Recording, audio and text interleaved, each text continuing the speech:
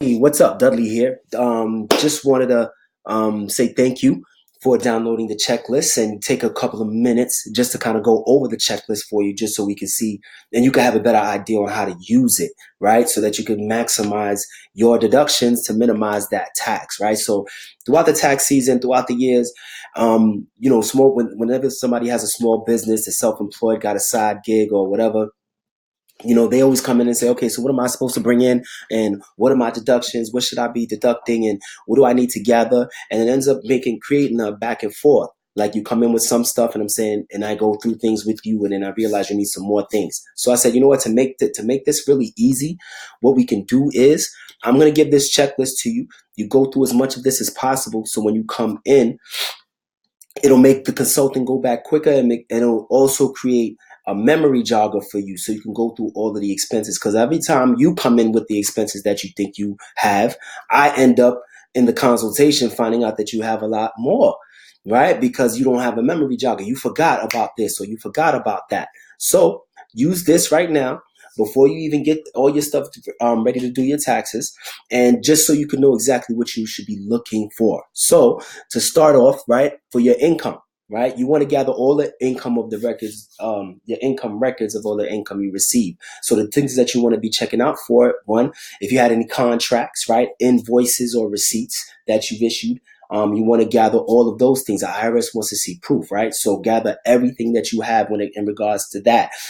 Bank deposits and clear checks. That's strong acceptable proof for the IRS as well. So you want to gather all of these things, get your bank statements and see and tally up all the bank deposits that you had. That shows that you've gotten income. If you use Cash App or Venmo, this is newer now.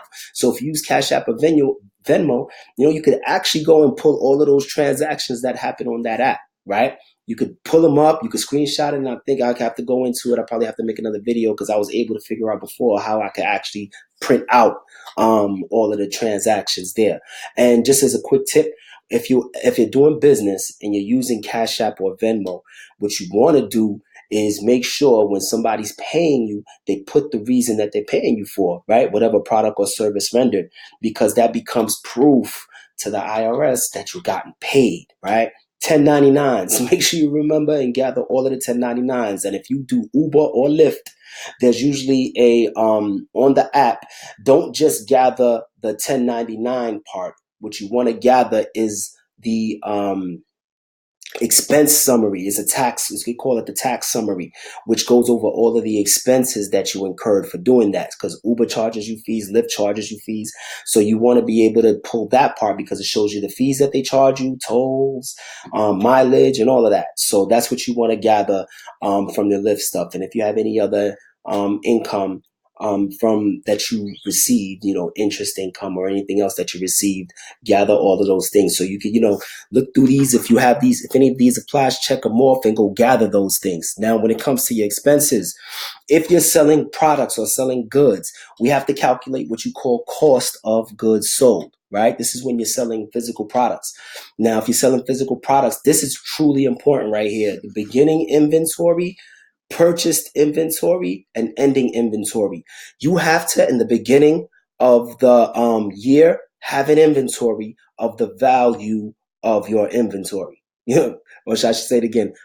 Calculate the value of the total inventory that you have in stock of your products, right? That is the beginning value. That's the beginning inventory. And then you're going to purchase inventory throughout the year naturally. So you want to know how much you purchased throughout the year. And at the end of the year, you need to take an inventory again. And of that inventory, you need to calculate how much you have left. The IRS is going to ask you these three things. What is your beginning inventory, what you purchased, and what's your ending inventory? Because when you do that, that's what's going to help them that's going to allow them to figure out what is your cost of goods sold. Now, if you had any returns and allowances, you could add that up, put that there. Cost of labor directly attributable to the cost of goods sold. So let's say for a manufacturing plant, you have the labor that's actually putting the goods together. See, that's a direct cost to the goods that you're selling. So you want to put that here as cost of goods sold, right? Any materials and supplies that are directly attributable to those goods that you sell, right? If you had to buy, any additional things in order to sell that good directly, that is a direct cost to the cost of goods sold. And any other thing that goes directly to it. Sometimes you, like, for example, shipping, right? If you had a shipping cost or anything like that, that is directly attributable to that cost of goods sold because you got to ship it. So get all of that information together. I'll take care of everything after that. As long as I have that information, I know exactly what to do and put it together for you. All right. So we can come down to the cost of goods sold. But sometimes people, they're not tracking this inventory, right? And they're not thinking about all the other costs that go with the inventory. These are costs for you. These are business expenses, right? So we want to gather everything that we can in order to, get the proper cost of goods sold so we can maximize your profits. Minimize your profits, quote unquote, on paper, right? So auto expenses, if you use your vehicle for business purposes, you have two choices. You can use a standard mileage rate or you can do the actual vehicle expenses. You got to choose one or the other, right? So for the standard mileage rate deduction, what you want to do is, like, what we need to know is the date you started using the vehicle for business, right? So when did you start using it? The total miles that you drove totally for the year, and then how much you use for business, right? So we need to know how much you use totally for the car. So if, I drove the car, I did 20,000 miles on it for the year. Okay, I did 20,000 miles, but for business, I did 10,000. So I need to have those two numbers and the percentage of business use if that car is used for other purposes. So if it's your personal vehicle that you're using for business use, you want to cut that cost according to the percentage of business use. I use it 50% for personal, 50% for business. Well, then I'm going to put 50% right here, right? And then I'll calculate it from there. The next thing, and if you're an Uber driver, they're going to tell you what your business miles are on the app, right? And if you use Lyft, they're going to tell you what that mileage is. So that's going to be an easy one for you to grab right there, right? Actual expenses.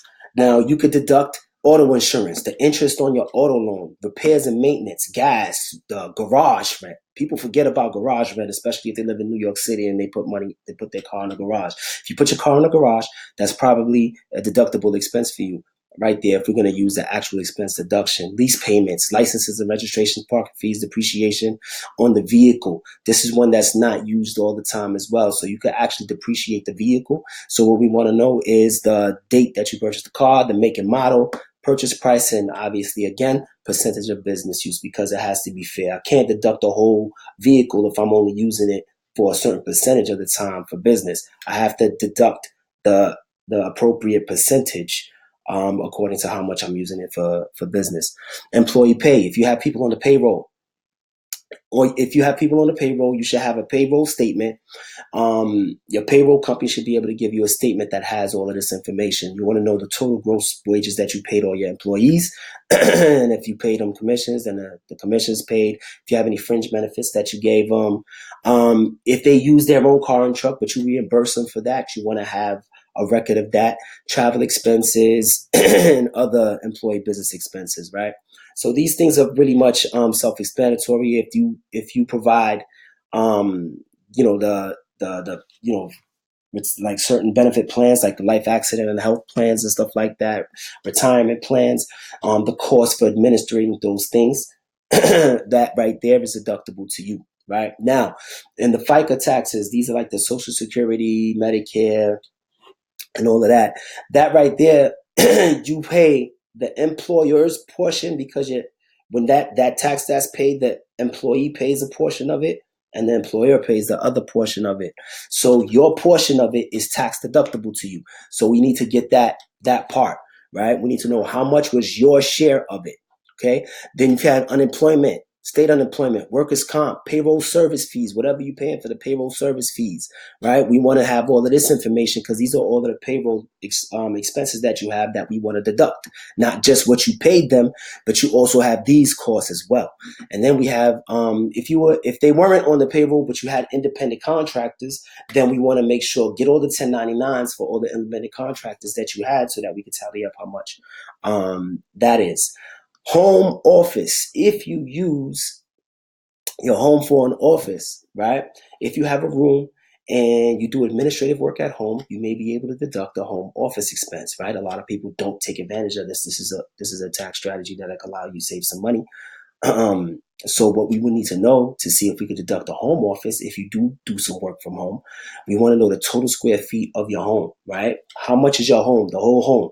And let me tell you another trick. If you have an apartment, still could use the home office expense, and that's how you can make your rent deductible, because rent is not deductible.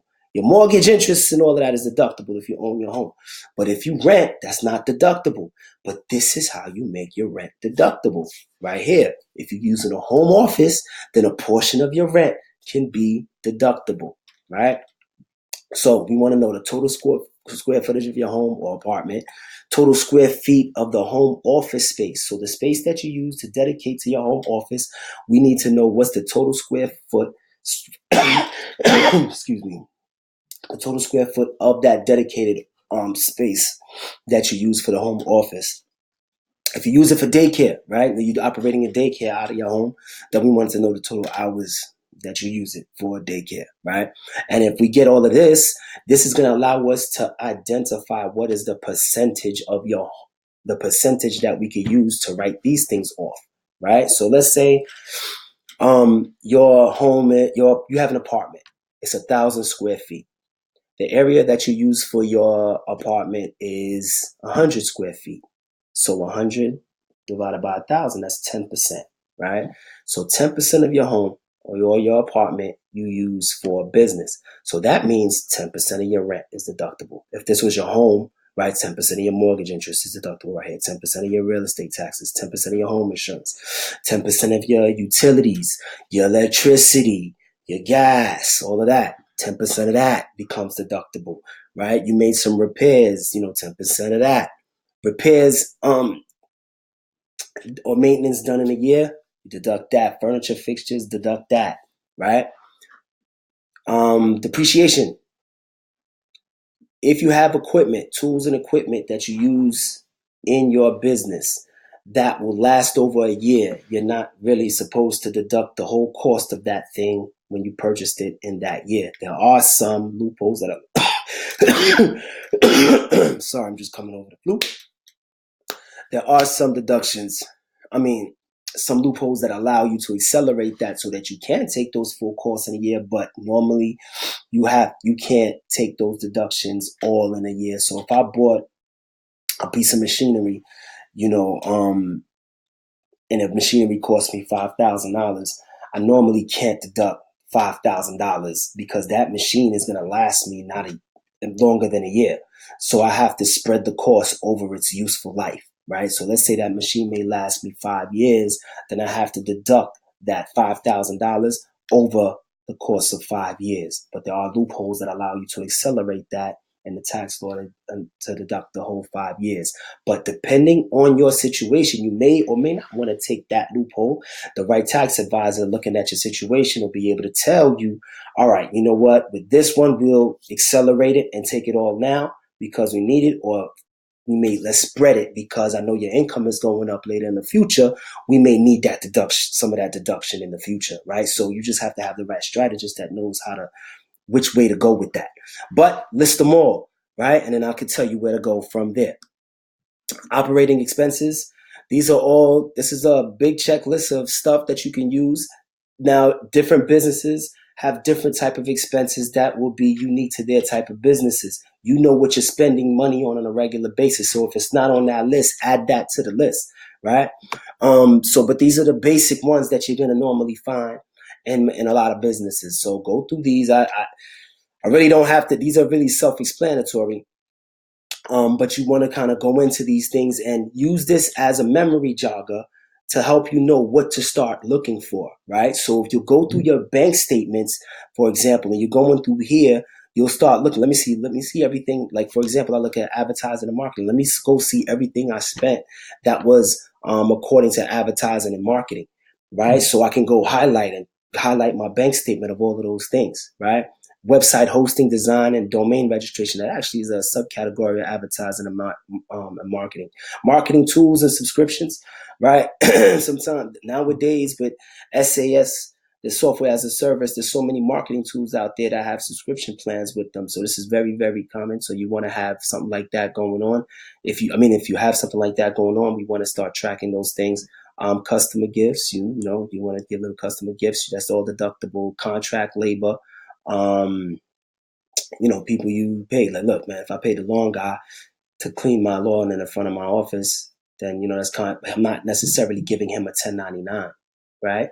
But that is contract labor, right? So I can knock that out. Business loan interest, right? You see, you can't, if you had a business loan, you can't deduct the loan itself because it's a loan. What you can deduct is the interest. Health insurance, premium insurance, accountant, legal, professional fees, consulting fees, business meals, right? Business meals has to have a business purpose. This is not for lunch. A lot of people come in and they say, hey, listen, I want to deduct lunch. Every day I spend this amount for lunch every day. No, lunch is not deductible. You got to eat no matter what. So they're not giving you a deduction for that. But if you go and you have a business meeting, then the business meeting becomes deductible, right? So you could deduct that. Just when you get a receipt, notate on the receipt the business purpose of that meal, and now you can track it. That'll give you an opportunity to deduct those meals, right? Education success seminars to help develop your skills, merchant fees on your credit card sales.